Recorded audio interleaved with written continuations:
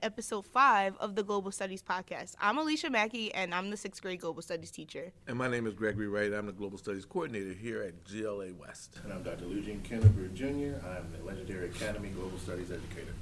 Today we're here to talk about the importance and the origin of Black History Month. Black History Month is such a time in our history where we love to celebrate Black culture, but we want to really get to the deep-rooted parts of history to really talk and have discussions around Black History Month with your scholars and families.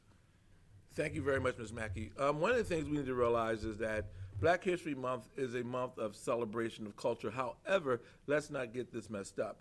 We are Black history, and Black history is celebrated 365 days a year. However, on the calendar, it became a month of observance because of a wonderful man by the name of Dr. Carter G. Woodson. And on, I believe, February the 7th in 1926, he came up with this notion of celebrating the accomplishments of the African American and African American culture here on the shores of North America, largely due to the fact that up to that time, most of the images that were shown of Africans or African people of African descent here in America was of negative images and very almost characterized as dehuman, right? So one of the things he did was he said, let's set this week up called Negro History Week, whereas we can begin to showcase the beauty that is our culture. And just to dispel another myth, basically you've heard it said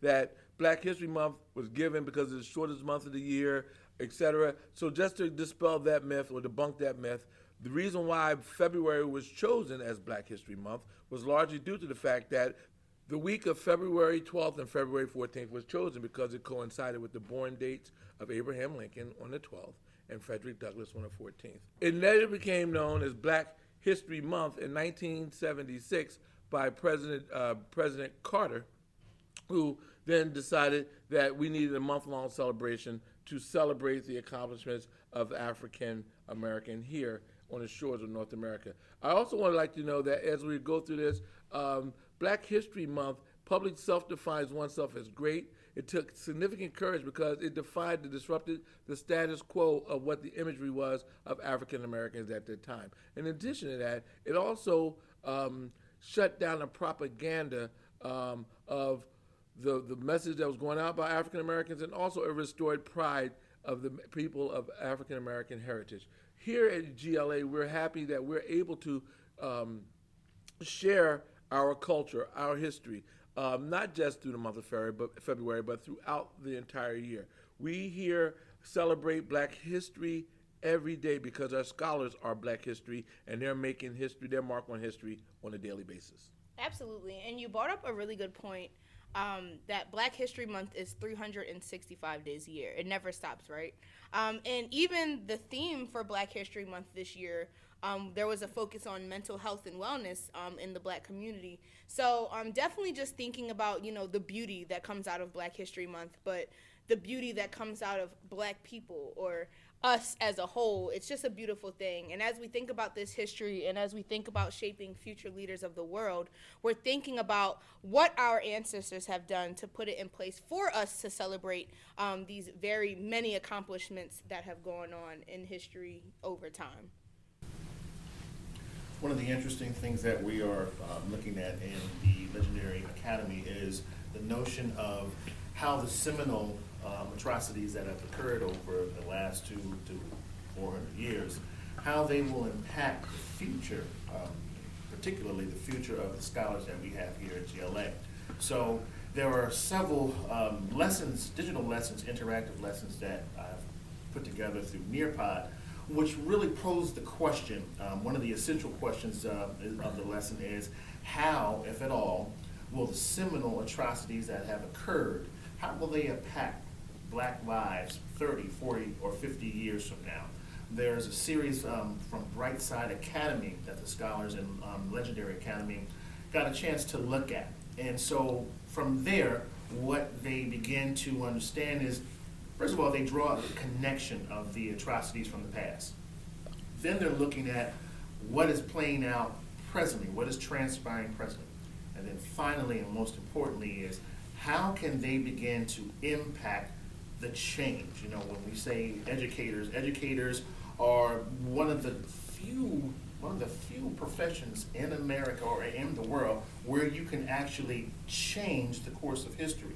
So how do you do that? Well, most simply is you pour that into your scholars. So now scholars here have this connection now that the actions that I'm taking now in my community, in my sphere of influence, they can begin to impact not only my world as a citizen, but the lives of others in my neighborhood. So when we talk about future leaders of the world, that is the exemplar. The exemplar are our scholars here at GLA West.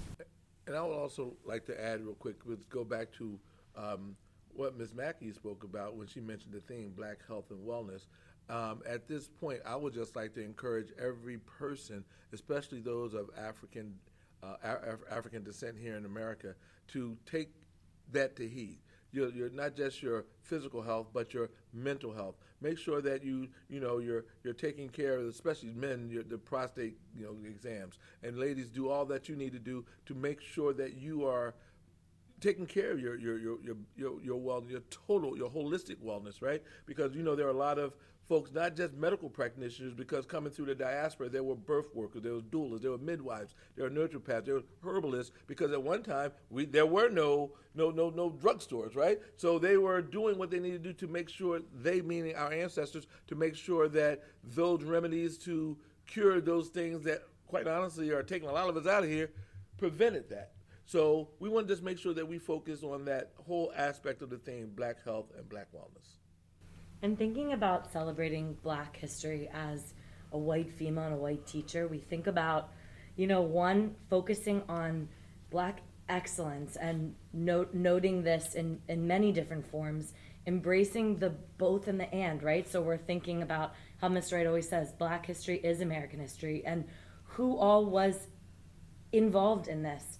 And also letting our students know and reminding them that they are abolitionist learners. They are making the change right now as children through their Black love, through their Black joy, through the history that they're learning and repeating, and the Black excellence that they're practicing every day. They are making a difference right now. Absolutely, Ms. Veronis. I definitely agree with that. I think this was a very great conversation that we're having about Black History Month, because I think we took out some of the things that we, automatically think about Black History Month, the shortest month, and why it was given to us. But we haven't really dug into the history, and we want to make that clear to everybody. That way you can take this information and educate someone else. We want to thank you so much for tuning into episode 5 of the Global Studies podcast, and we hope that you check out episode 6 coming really, really soon. Thank you so much, and we hope you guys have a great night.